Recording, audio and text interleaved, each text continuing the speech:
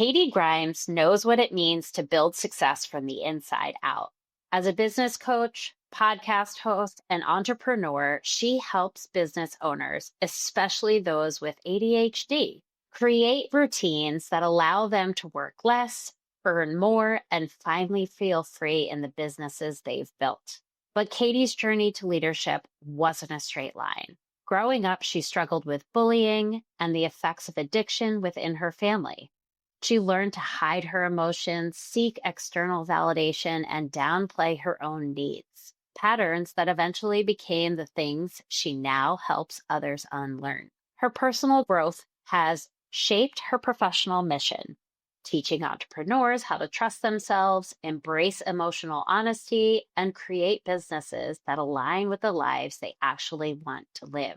After building a $550,000 relationship coaching business, Katie made a bold pivot to business coaching, and she has never looked back. Through her podcast, Anything for Love, and her programs, she's helped over 100,000 people take back their time, their voice, and their peace of mind. This conversation dives deep into confidence, boundaries, self-love, and what it really means to lead from a place of purpose. So let's dive in. You're listening to Today's Leaders, From Teens to Titans. Hi, I'm Lorraine Connell, a teen leadership coach.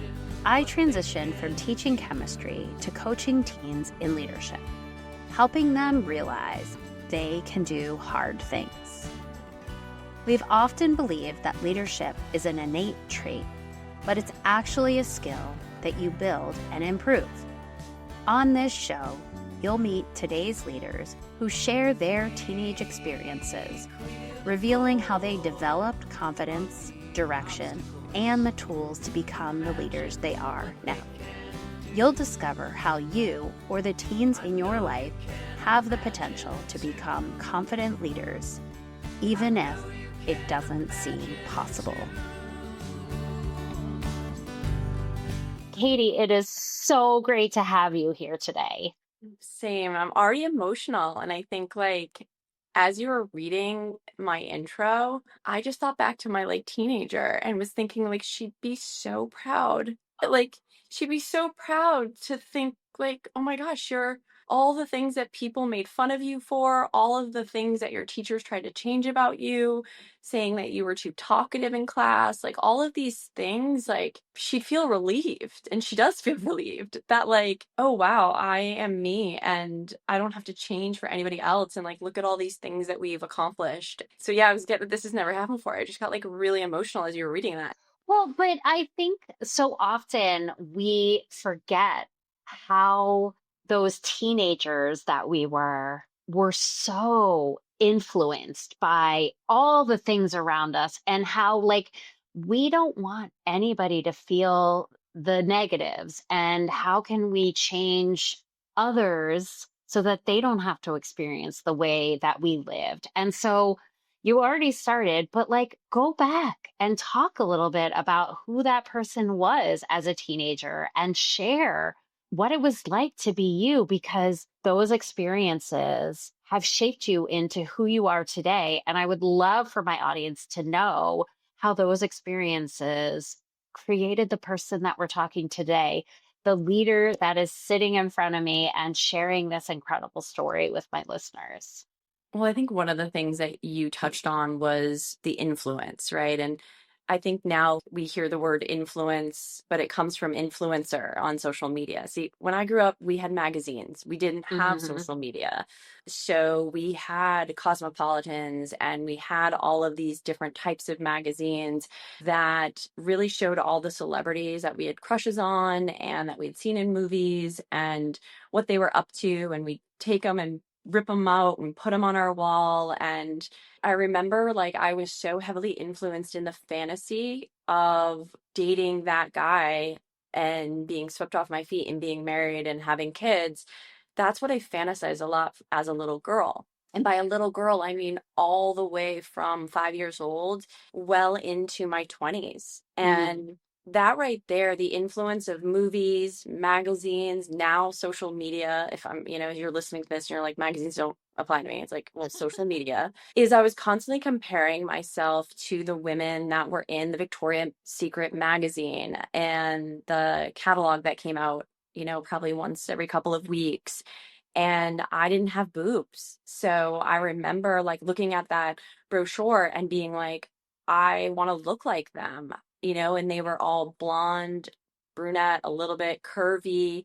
You didn't see women of color. You didn't see women who were of all body types. You didn't even see the small breasted, bigger bottomed women. Mm-hmm. And I remember going to my mom and feeling so confused for two reasons. One, how come my boobs hadn't come? And this was huge. And this plays a really big role in like what I'm seeing being sexualized in on social media and in business right now. And then the other was, am I gay? And I questioned it because, and my mom, God love her, she had the best response. She goes, Kate, I'll never forget. I'm standing on my stairs, walking up to my room. She got one foot going up, and I say this to her, and she's at the kitchen stove, and she's like, Kate, let me ask you something. Are you asking because you admire them and you want to look like them, or do you find them to be like really attractive, like you want to kiss them? And I was like, oh no, the first mom. She's like, baby, you're Mm. not gay. She goes, you'd know if you're gay. That would be answer number two. And she said, the reason I say that is because me, your mom, I also look at women and I look at their bodies and I look at their boobs and I wish that I looked like them. And she goes, listen, we got that from your Nana, like my grandmother was a part of that culture who grew up in the Great Depression where they were the sugar free, they were the changing the white bread to wheat bread. Body image was such a huge part of my conditioning growing up, meaning that every girlfriend, every even teacher, even every interaction I had with my family members was really centered around food. We'd come Mm-hmm. together for food. My friends and I would get together and we get Doritos and like we talk about who's skinny, who's not. It was just a big part of growing up. And I say all that because I was so critical of my body that I was so insecure about. There were times where I was taller. There were times where I had boobs growing in. There were times where my pants were really short because we couldn't afford to buy new pants. And my truth be told, my mom sent me out of the house not knowing that they were looking like capris when capris were not cool.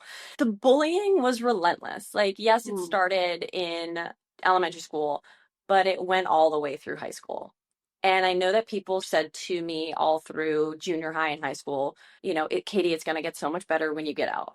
And it did. What got better was because those kids weren't around. That's what got better about it was those people were not around. But I still was seeking validation and wanting the popular girl or boy to be my friend or to be my boyfriend. And so what I found was I got really good at becoming a chameleon, meaning that I could talk to a person in a certain accent or I could relate to someone on a certain level and be like, oh, you love chairs? Oh my God, I'm giving a lame example, but like a Right. concert or a musician or whatever. I didn't know who I was because I was everything to everybody else just to fit in. And what no one knew behind the scenes is that along with the body image issues that I had, I grew up part Italian. And so I grew up dark hair, very white skin, and it was almost like porcelain like, and then dark hair like all through my body.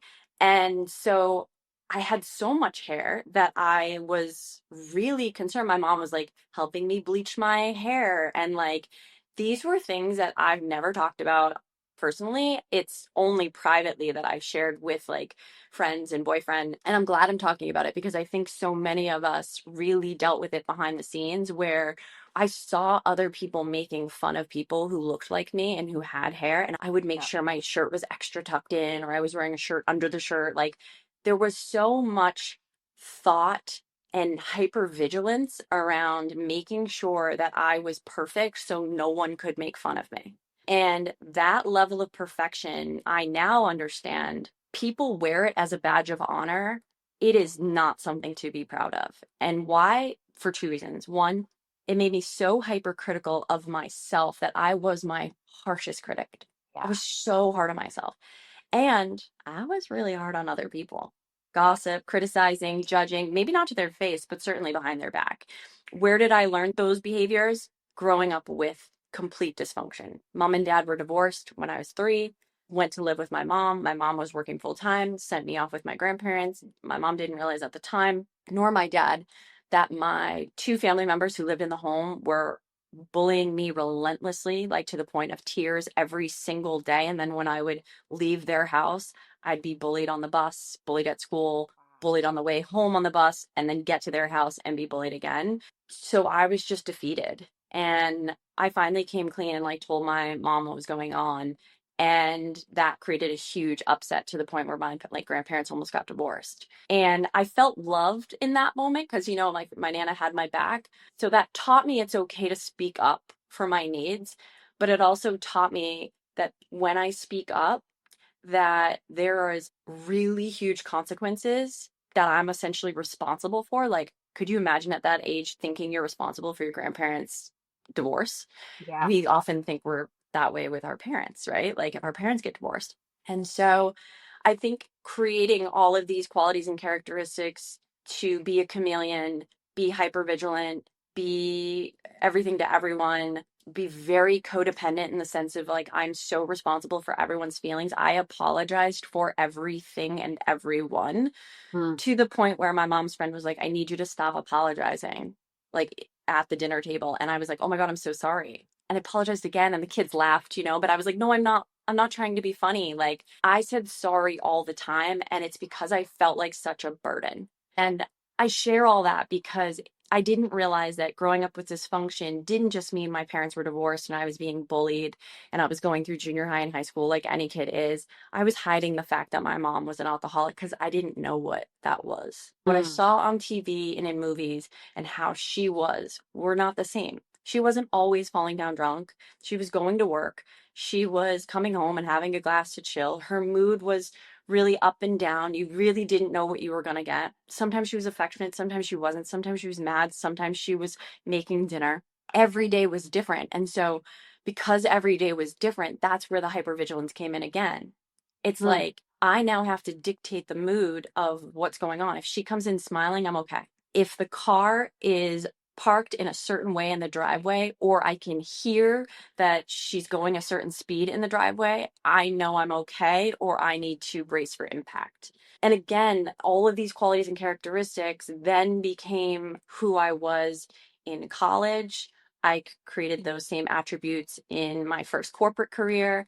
And I picked really, I would say, toxic and unhealthy work environments to an extent where I either felt like I was constantly trying to prove myself or be everything to everyone or dress a Hmm. certain way, spend more money than I really had because I was trying to appear to be someone that I really wasn't. Yeah. And fast forward to, you know, leaving corporate because I got let go. I had an unfortunate accident where I had been assaulted by someone I had gone on vacation with. And maybe I should call it what it is because I feel like teenagers do need to Yes. hear this. It was rape, and the person physically assaulted me. And I'm not saying like he punched me, I'm saying he pulled my hair. He jokingly took the cup of his hand and pressed it up against my vagina as if he was bowling. And I give that visual because again, in the movies and in TV, I didn't see my rape and my assault on TV. Right. Yes, I knew this person. I didn't know him well. It was just very confusing.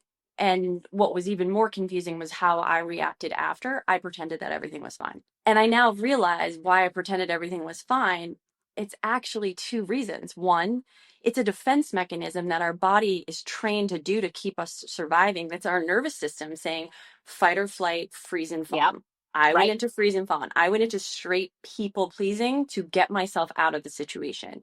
And I won't go into detail about what that was, but it showed up in so many different ways, from the act itself of being raped to even like how I was cleaning up afterwards and how I was like acting around my friends on the ride home. And then the other thing is, so it's a defense mechanism, but I also learned how to pretend that everything is fine when nothing is okay. when everything is going to shit, I learned through my mom's addiction and my dad's ability to completely just shut down and pretend that he doesn't see anything, hear anything. Like my dad hates conflict and avoids it. That I was just like, I'm going to shut down and pretend that nothing happened. So around the same time, I lost three family members. And at the time, my best friend who was there during the assault was like, I just can't do this. So I lost like four people in a short amount of time. I get fired from corporate America after taking short term disability, which for the kids that don't know, like when you're working and something happens where you can't physically work, you can get paid a small percentage to be able to still keep your job and work. And unfortunately, when I came back, I just wasn't the same person. I had gone to therapy, I had done 12-step recovery around codependency just to try to stop putting myself in situations with people who would harm me. And that's not to say that I was responsible for someone harming me, but it is my responsibility to make sure that when my intuition, which it did, said this person is not a good person, you shouldn't go away with him, and I didn't listen because I was people pleasing to my friends who really wanted to go, and I really wanted to go, if I'm honest too, that I then started this business saying, I'm going to put myself first. So if I need to take a day where I sleep in because I'm too tired, I'm going to do that. If it means that I am going to work a little bit later in the afternoon or not work 8 hours, I can get it done in 4. Like I started realizing that the way that I had been taught how to work and to be productive and to be deemed like successful wasn't what we learned in school. And I said this to my niece Zoe the other day. She said she got told by her teacher to stop talking. And we were joking. And I said, there's a time to talk and there's a time not to talk, right? And I know you know that. So I'm like not going to go into it with you. But you do realize that you have an asset, right? Like you realize that your ability to communicate is actually your gift. You just need to figure out when to use it and when to not use it. Because if you can hone in the skill of listening to, ooh, baby girl, you're gonna be so powerful. And I was Yeah. like, when you're up on those stages and you're doing a podcast like your auntie, like you are not gonna care that your teacher told you to stop talking. And she was like, she gave me a little sash, like, that's right, auntie. Like, it was a cool moment. But I say all that because as the question was asked, like, how has that brought me into leadership? When I was going through this journey of 12-step recovery to understand codependency and understand my mom's addiction, I was given the opportunity to work with a sponsor. It's someone who has more experience, strength, and hope than you do. And I now call her a mentor. You could call a coach, whatever it is. But she said to me, I'm going to teach you everything I know to teach you how to love yourself and to teach you how to not get into any of these situations again, or if you do, know how to get out. And all I ask is that you teach other people. Mm. And so I did. I mean, I quietly and freely gave my time and attention to people who were in the program as well and who were trying to learn those qualities and characteristics. But I had a fire in me that I needed to use my gift, which is communication, and start a podcast, start talking about what I was learning about codependency, what I was learning about my addiction to wanting to be loved, how that was showing up at work with my friends, my family.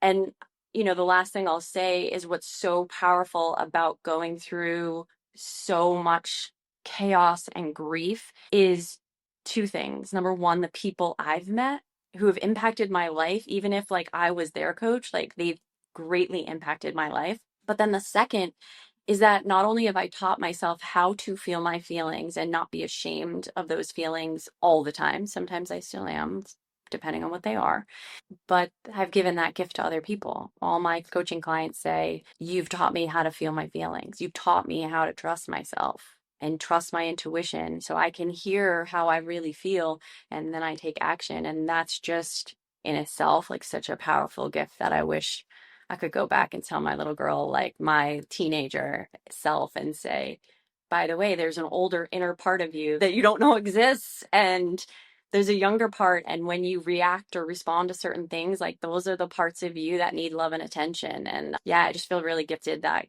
I feel chosen by God to be able to say I've gone through this really tough stuff, and not everyone believes in God, but like whatever you believe in, universe, spirit, etc., like we've all been given these really unique gifts. And it took me a long time, like I don't think I was 35 when I started the company, to realize like, oh, I'm going to take the stuff that shit I've been through. I'm Yeah. going to take that and turn it into a career. I just first want to hold some space for all the things that you shared and recognize that any one of those pieces is a lot. And there were so many. And also, it amazes me every time I have these conversations. It really does amaze me at the impact, the experiences we have as young adults and how it shows up in our lives Oh. in ways that is just breathtaking and so powerful. So I don't ever wish these experiences on anyone, but what I do wish is that more and more people take what you have done and take the ugly and turn it into something that is so beautiful and amazing. Well, thank you for that. And I think too that like it's learning how to ask for help. Like if I could go back and change Mhm. anything, I would have told my family and my friend's mom or dad that my mom's behavior was different. I would, and again, I didn't know it was alcoholism. So like I would have gone and asked for help. Yeah. And I didn't grow up with a ton of money. I grew up probably like lower middle class. So we had some resources. We didn't have a ton, but like my mom ingrained therapy in me at a young age, which I really appreciated. So I knew that was always an outlet.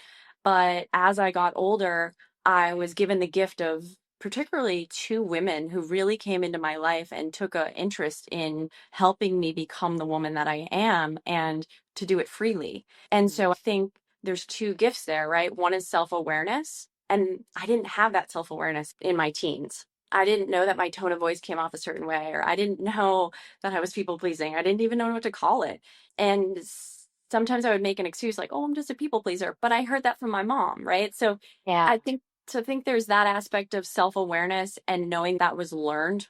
Like my characteristics were learned that I possessed that were either, lovable or not to myself. But then self awareness came by actually getting help from people. And that wasn't until gosh, what was I? Probably 25, 26, maybe even a little later, where one of my coworkers was like, you have zero self awareness. And I was like, wow, that's really harsh. And then once I learned what that was, I was like, yeah, you're right. I actually don't. So I think if I could give anybody that gift is like, if you are in your teens and there is someone who you think is healthy, you like the way that they are thoughtful, you like the way that they are kind. Remember, kind and nice are different.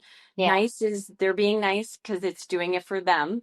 Kind is like they're doing it freely because it supports you. And so being mindful that if you're around someone who you feel that you can trust and you want to mirror what they have, we have this expression in 12 step like go to someone with more experience, strength, and hope, and who has what you want. Yeah. Those are the people to go to and start to trust. And I know that we've also been ingrained in us because of what's going on in this world is that there are some people who present to be safe, but who actually aren't. Your intuition knows the safe and not. Your intuition 100%. So if you get like a creepy vibe, you get something off, I don't care who it is, if they yell at you, scream at you, whatever, the answer is I'm not going to spend time with them. But for the Yeah. people who make you feel so good, see what you can learn from them and ask them if they will mentor you. If you could just start talking to them all, even on a temporary basis. Yeah. That's what I wish I knew then that I know now. Well, and I think so much of part of your story is because, like, there is this belief that certain things have to look a certain way. And we don't have all of the information of what things look like, right? So, the alcoholism with your mom, what rape was with that man. And it's all just, we have this belief, which is what I say about leadership, right? We have these beliefs of what a leader should look like.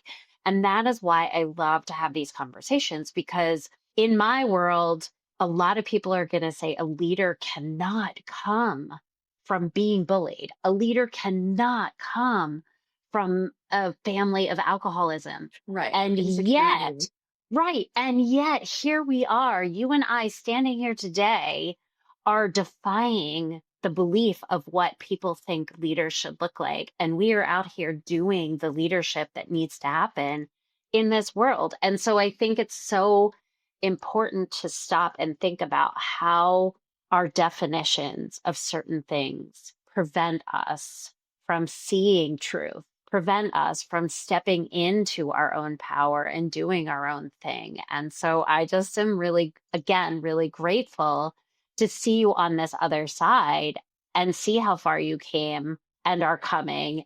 And that you also, I wrote this down, that you are using the method that I use with my leaders is you are training the trainer, right? You learned from your coach or mentor, you practiced, and now you're sharing that with others. And that is the true definition of leadership. And it's so exciting to see that. Yeah, it's been such a powerful change in my life. Like, I don't know where I would be if I didn't have those people in my life who came along and took a vested interest in my success. I just know that I wouldn't be where I am at.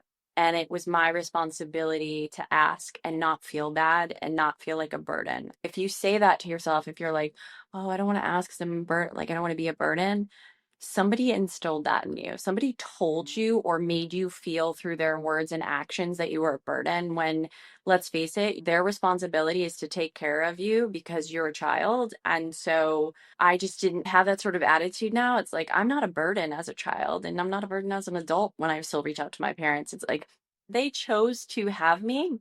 It is their responsibility to take care of me in all Mhm. aspects, emotionally, physically, financially, you name it.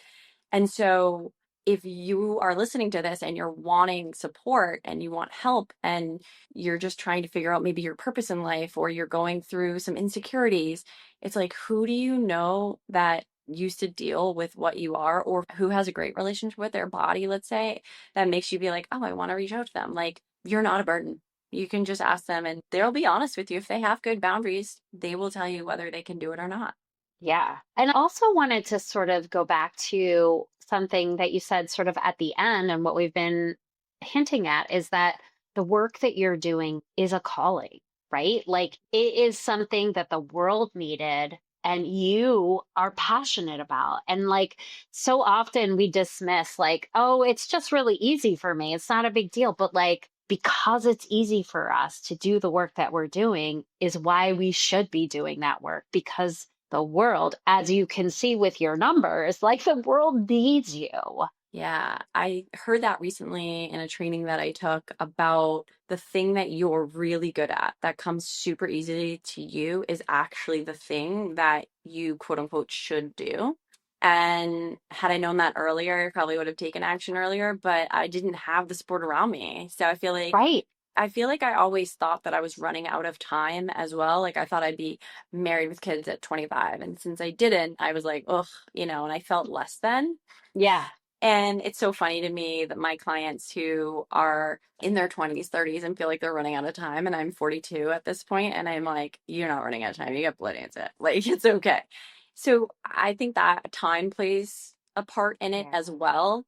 But yeah, it's the thing that comes so easily and so naturally to you, being able to ask yourself, like, how do I surround myself with people who are doing more of what I'm doing and maybe even a little bit better than Hmm. I'm doing so that Hmm. I can learn from them? Yeah. And I wanted to ask you about that need and that courage that had to happen for you to start asking for help. And like, how do we talk to you said, like, if you feel like you're a burden, you're not, but like the asking for help, where do you think there's some guidance on around the asking for help aspect? I hate the conversation about you got to go through pain in order to get the answer, but for me, that was true. Like, Mm. I tried it on my own, whatever I was going through. So let's say I was like trying to figure out what college to go to, or Hmm. trying to save up for a car, like whatever it may be. I just remember feeling so much pain and discomfort. Like, I don't know how to save for a car. I don't know how to save at all at that age, right? Or I don't know how to get better at ballet than how good I was at that time. And it's like, I think I felt enough pain and frustration to the point where I thought I wasn't good enough. And that was the point that made me go, you know what? I'm going to ask for help. Or someone like a teacher, like my ballet teacher, recognized that in me and was like, just so we're clear, you're really good and you could be professional despite how tall you are, because I'm 5'4". Well, really, actually 5'3 3/4".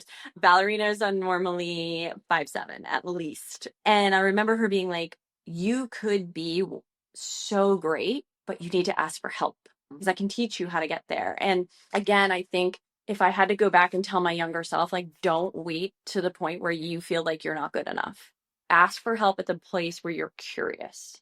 Yes, that's incredible advice. And I think it's such a mic drop kind of thing is like we wait until we can't actually do it.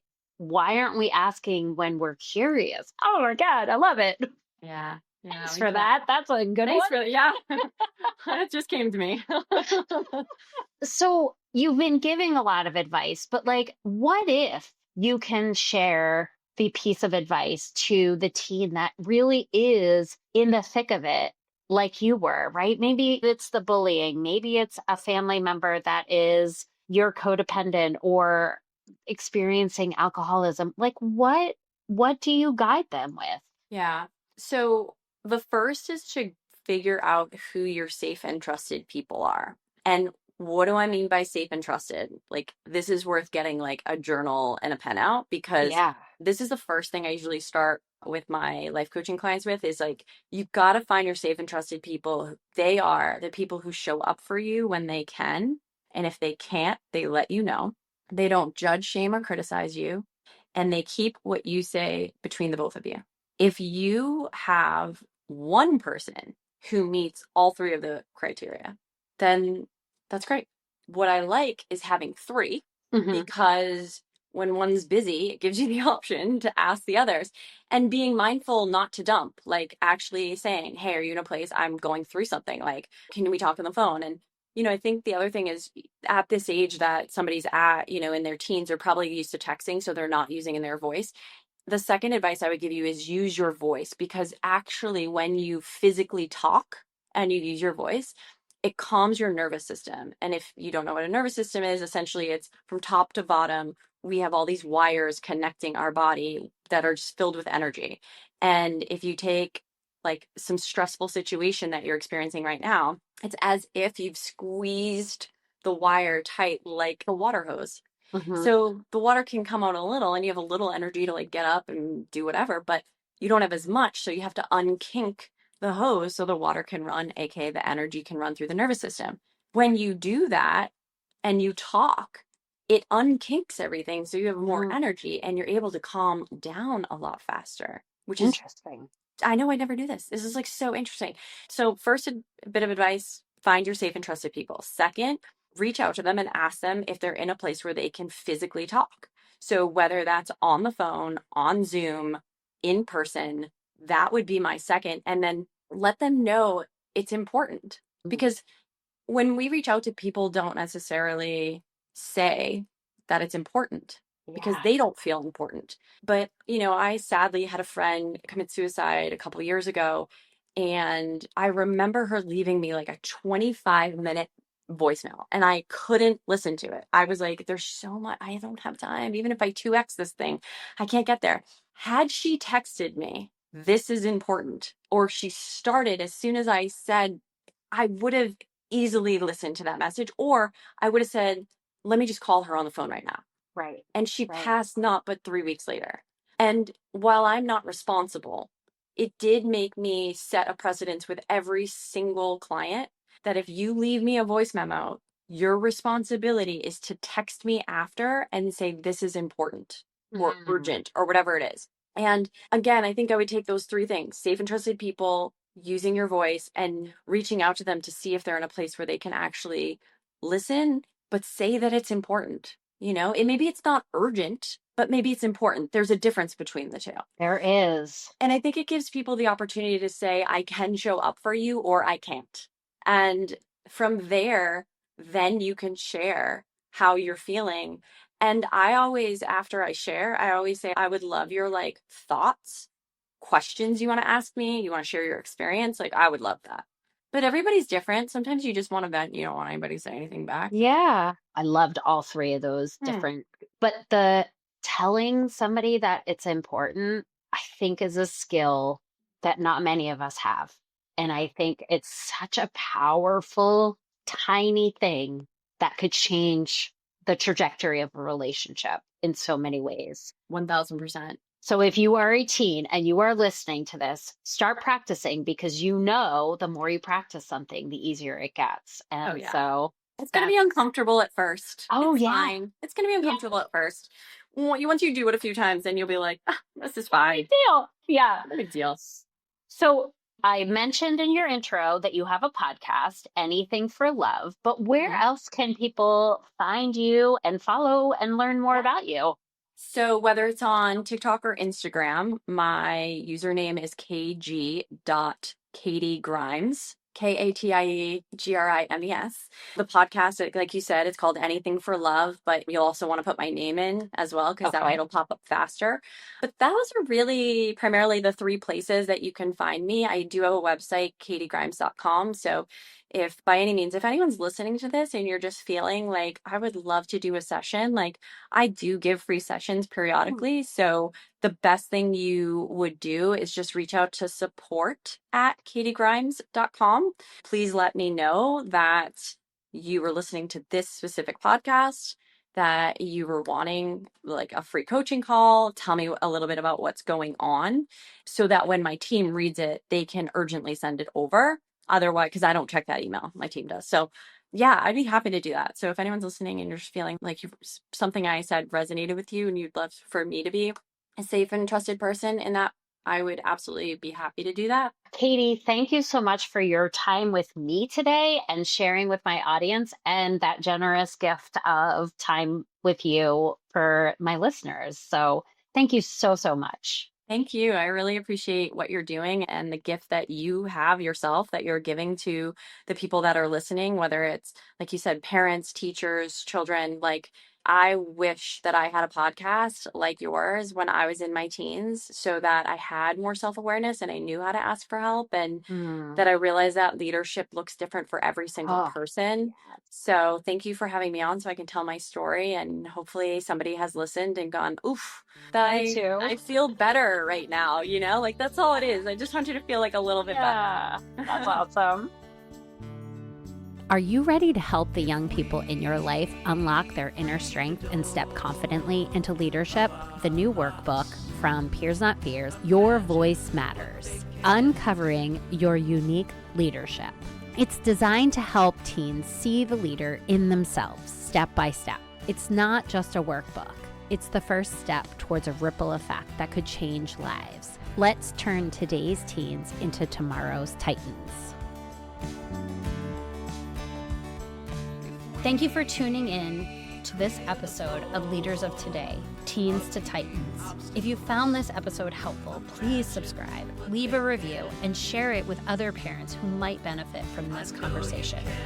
Together, we can support our teens in building healthy, positive relationships and become leaders of tomorrow.